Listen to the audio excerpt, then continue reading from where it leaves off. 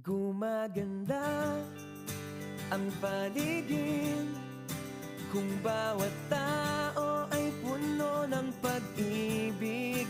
Napapawi ang bighati, masilayan lang ang iyong ngiti.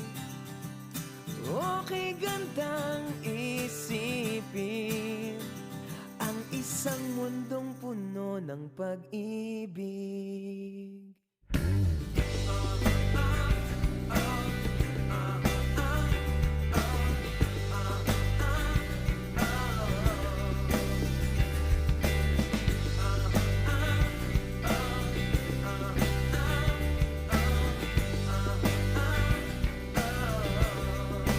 Parang isang bulaklak na kay ganda na inabot mo sa iyong sinisinta, ang iyong nilaan na pagmamahal.